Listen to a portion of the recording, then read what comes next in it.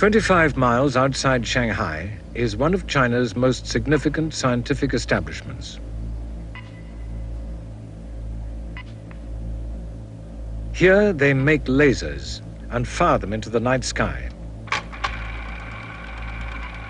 In laser technology, the Chinese are now only 2 years behind the West. Some say only 6 months, and gaining fast. 7 years ago, China didn't have a laser industry at all. But then the government decided to pour money into science. Now, nuclear fusion, bioengineering, computers, and high-powered lasers are all under development. Here, they're firing laser beams at a Chinese satellite to determine its position.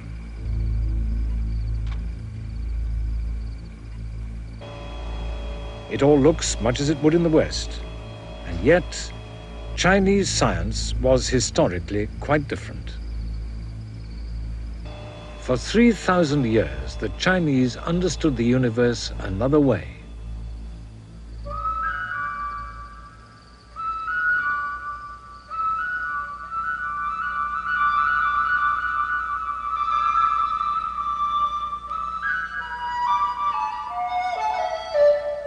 Every culture on Earth has asked the same questions. How did life begin? What forces drive and regulate the natural world? The Chinese asked themselves another question. How can man get into harmony with the universe? It's dawn on the top of Qingcheng Mountain in Sichuan province. Every morning at the Pavilion of the Echoes, a Taoist monk, Master Zhang, performs a sword exercise to compose his mind for the day ahead.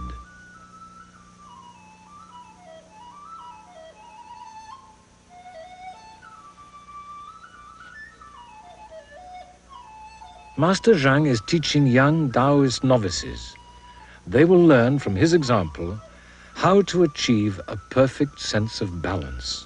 Balance is a central concept in Chinese philosophy.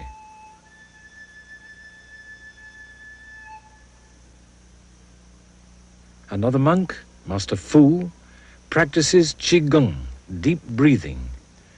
This increases the qi, the energy level in his body.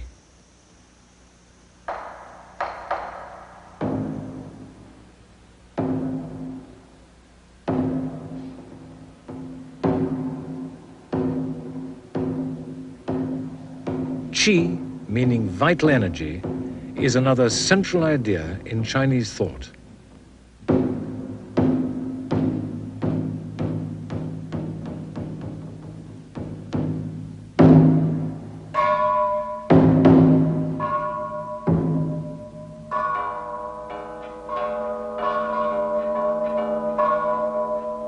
Traditionally, the Chinese believe that the energy you feel in your body is the same energy that drives all of nature and powers the heavens above. It's the pulsing rhythm of the whole universe.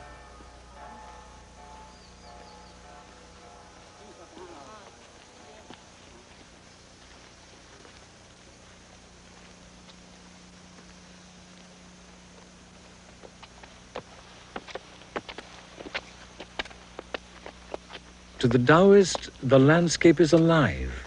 Nature is a giant energy field. The Tao means the way or the path you must follow to understand it.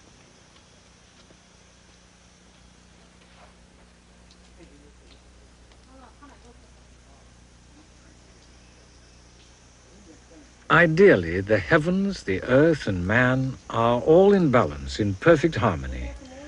If something gets out of balance, then the flow of energy is blocked. Your body gets tired, the plant doesn't grow.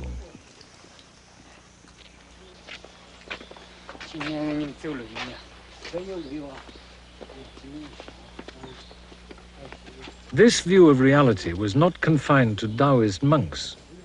Most of the Chinese people throughout history have understood the universe this way. Today, the traditional view is still taught by the few Taoist priests that are left.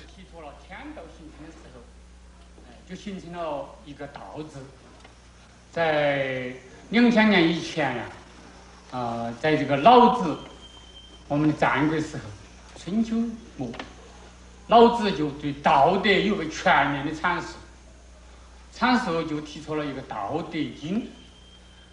What's significant in these teachings is not that they're religious or even picturesque, but that they're based on an understanding of the natural world that's as old as Chinese culture itself. 无痕是讲的金木水火土嘛，比如是水，它的本性是下沉，火的本性是上，水火既济，是我的生成。 The Chinese believed there was a balance in nature between two equal and opposite forces called yin and yang. There was feminine and masculine, water and fire, dark and light, and so on. The ancient Chinese Book of Changes, the Yi Jing, was based on the concept of yin balancing yang. This is the yin-yang symbol, half light, half dark. Heaven, the sky, is the lightest, brightest, most yang thing in the universe. Earth is the darkest, the most yin. Everything else is somewhere in between. This symbol represents water. Water is very yin. It trickles downward, quietly, receptively.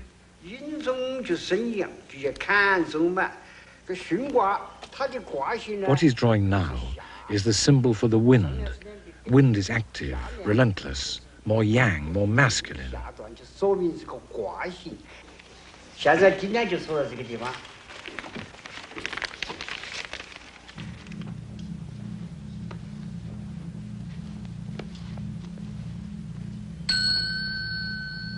The Book of Changes taught the Chinese that change was inevitable.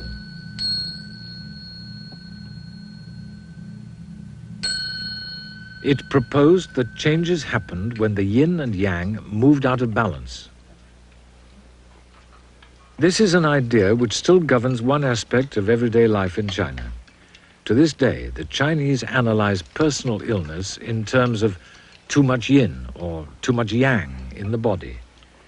By eating the right things, they believe, you can put yourself back in harmony with the universe.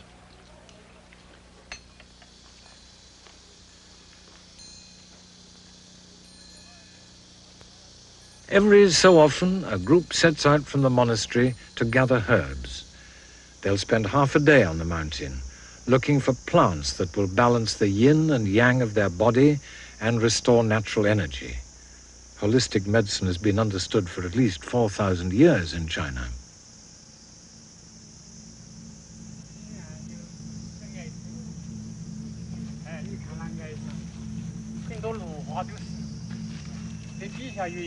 A great selection of herbs can be found growing wild if you know where to look. Most valuable and best known in the West is ginseng.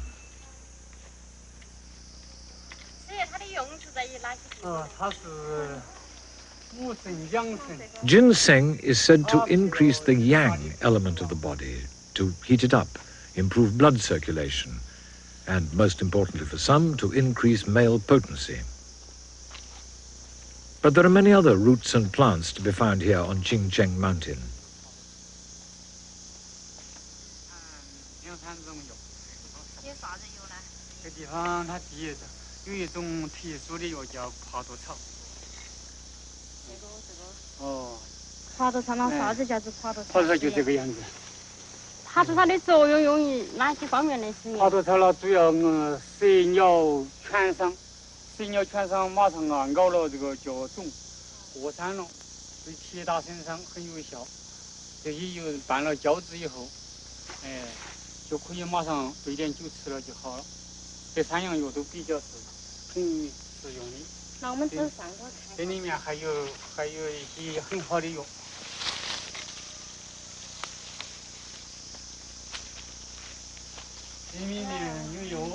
It might have been expected that the Chinese communists wanted to eradicate these ancient beliefs in herbal remedies and yin and yang, but not so. Chinese traditional medicine turned out to be cheap and effective.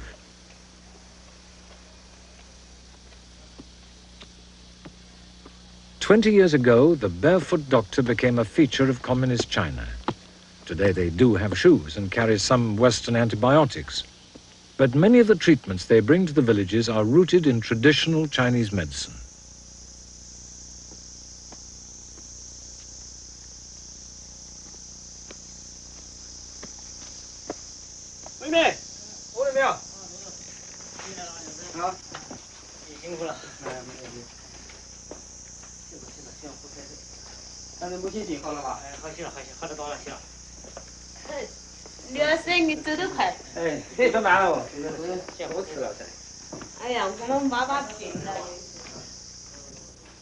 Here on Qingchun Mountain, just below the monastery, Dr. Liu visits a grandmother with chronic bronchitis, a problem that's perhaps not helped by the doctor's smoking. Cigarettes aren't yet seen as a major health problem in China.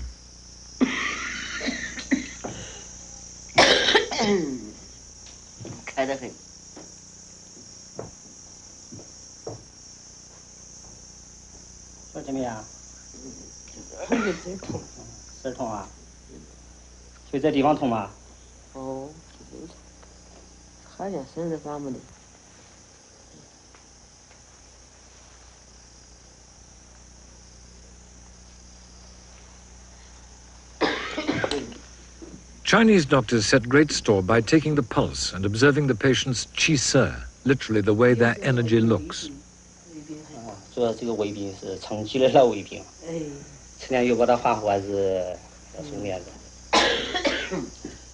Dr. Liu prescribed Western antibiotics this time and dispensed them on the spot.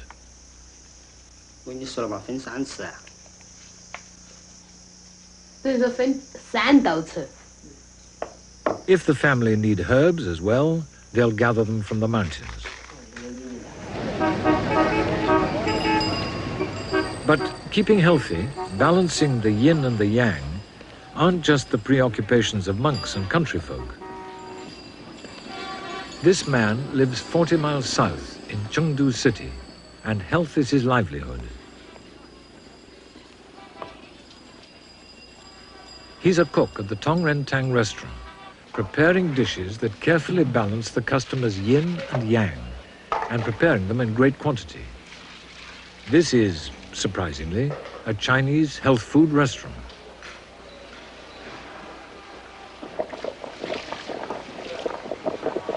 If you can't afford the prices in the main restaurant, a takeaway service is available.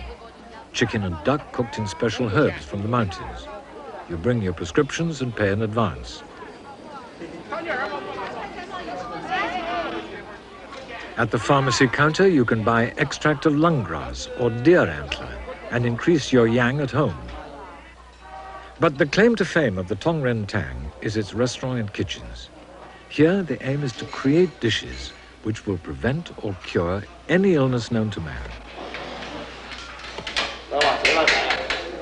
Constipation, impotence, asthma, high blood pressure, hair loss. There's something on the menu of the Tongrentang for everyone.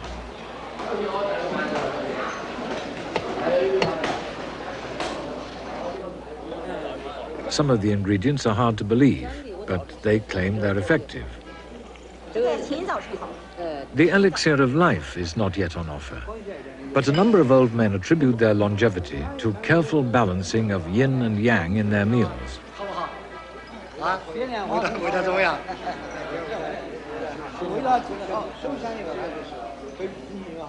When you visit the restaurant, you first tell them your ailment. The menu lists the dishes under the disease they cure. Some are general tonics that increase the yin, like duck with caterpillar grass. This is not to everyone's taste. The garnishing is an insect, real caterpillars. The manager is pleased to explain things to new customers.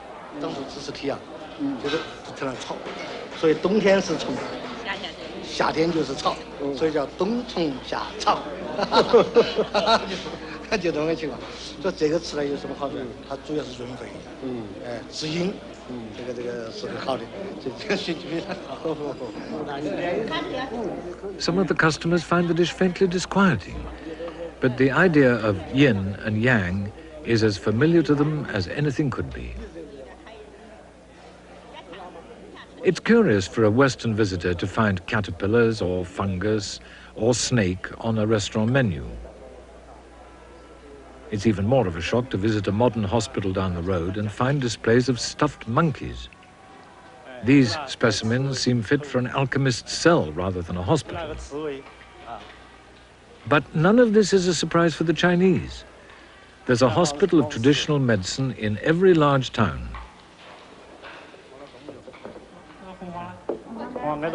Medical students are taught that everything on this table will add yang to the body's balance. Iron filings, sulfur, horseflies, monkey brain, dried body of leech, alligator, anteater scales, even hedgehog skin. Among other things, they seem to increase blood pressure, alleviate rheumatism, and help prevent bladder disorders. It's easy to scoff at Chinese traditional medicine. After all, what can hedgehog do for rheumatism? But many Western cures were once derived from natural substances. It's not as strange as it seems. In the last 20 years, experiments at medical institutes in Shanghai have isolated potent extracts from traditional remedies. New birth control drugs like anordrin and gossypol have been successfully developed from plants. Naturally occurring anti-cancer agents have been isolated. Some of the old cures really work. Laboratory chemistry is nothing new to the Chinese, of course. It was developed over 1,000 years ago by alchemists searching for the elixir of life. From the chemical experiments of the alchemists came one of the classic inventions of China, gunpowder.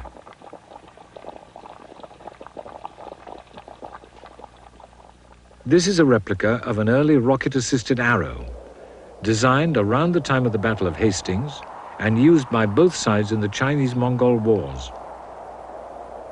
The invention of gunpowder was evidently an explosive accident. Alchemists were fond of mixing up sulfur and saltpeter in their attempts to achieve immortality. Some achieved it sooner than they'd intended. Some say the Chinese used gunpowder only for fireworks shows. Not so. This is a 13th century design for a kind of V-2 rocket. The bird projected itself over the enemy, then fell down to earth and exploded in their camp. Nowadays, things like military rockets are dealt with by the ministries of machine building in Beijing. Other matters which might have interested ancient alchemists are pursued in places like this, the Institute of Biochemistry in Shanghai. They developed the world's first artificial insulin here in 1965. Recently, a nucleic acid, which is biologically active, tRNA, was synthesized by this team. This bioengineering work rivals any in the world. But Chinese science is still not entirely the same as Western science. In spite of advances in Western medicine, they're still building new hospitals of traditional medicine in China, and patronage of them is still increasing, to the point where some hospitals find it hard to cope with demand.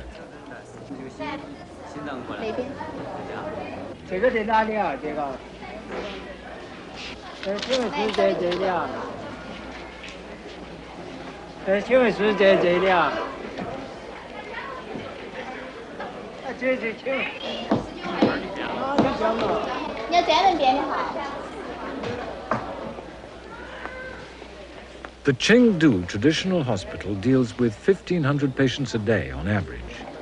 60 doctors are on call, and everyone gets treated in large communal groups. No private consulting rooms here. People can choose whether to be treated at the Western-style hospital or in this one. It's a matter of taste. They surely wouldn't submit to traditional treatment if it didn't work. The question is, how does it work? For example, how can it help rheumatism in the leg to put hot jars on the back? When you push a needle into a little girl's arm, how is that going to help her stomach?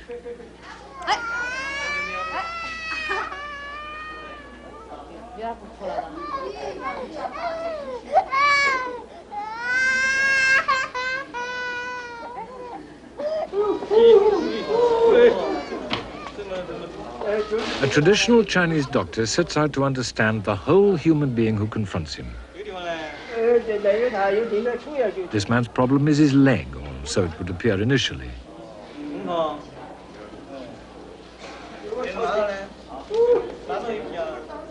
But he's under stress, not helped by the time it took him to register earlier on and get an appointment.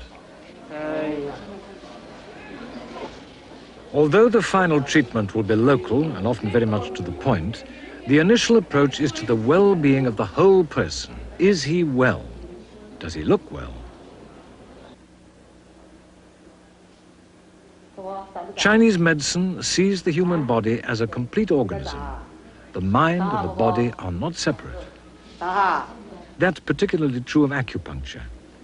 Here, a 90-year-old grandmother is about to have an eye operation. The only anesthetic, 2 vibrating needles. While she's still fully conscious, a cataract will be removed from each eye. Some Westerners say that acupuncture is a theatrical effect, like dressing up in white coats. It's autosuggestion. The patients just think they feel no pain. But ask yourself, would you allow a scalpel to slice into both your eyes while you were fully conscious with no painkiller?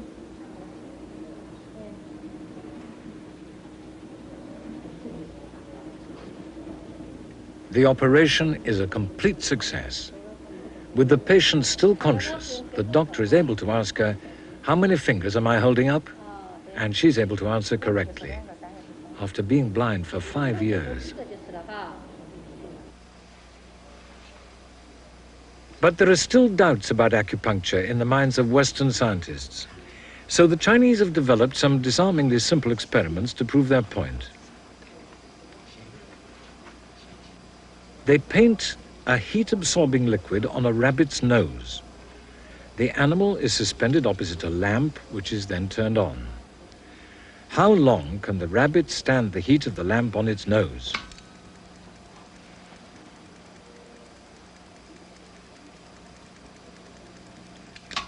Six or 7 seconds on average. Now, a needle will be inserted in the rabbit's hind leg at a place that roughly corresponds to a similar point on the human body.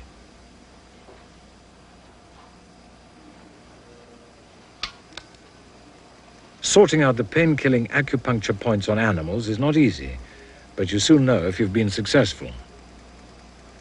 With the needle, the rabbit lasts not 6 seconds, but 12.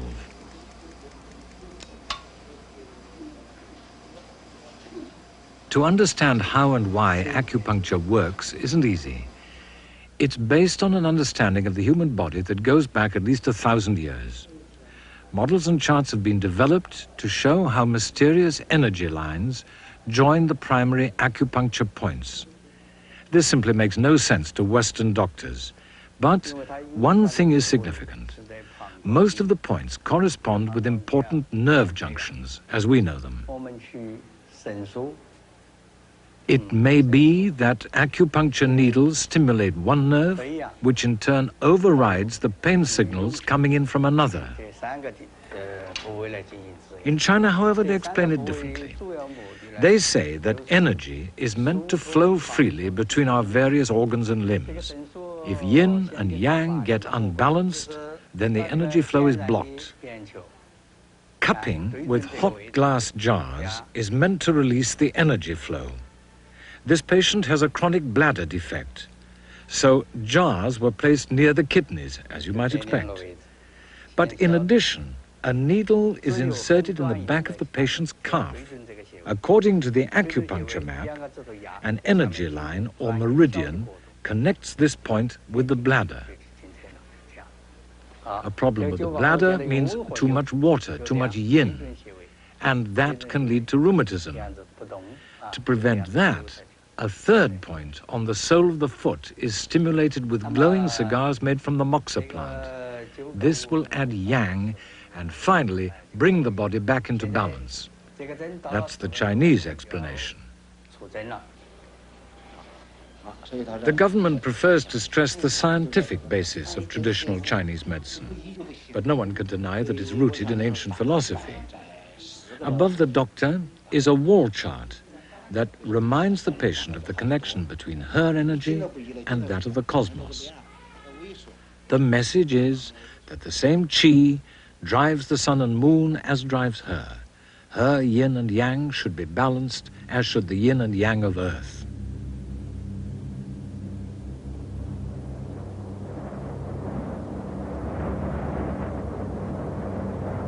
Chinese medicine is based on the belief that man is indissolubly linked to the energies and rhythms of heaven and earth. To understand yourself, they say, try understanding the cosmos a different way.